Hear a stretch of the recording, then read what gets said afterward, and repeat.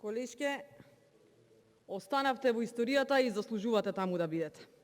Од 2006 до 2008 го намаливме долгот, после од кога почна големата европска и должничка криза.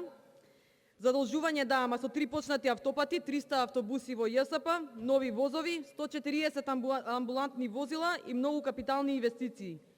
А за 3 години над 2 милиарди задолжување, ни еден капитален проект.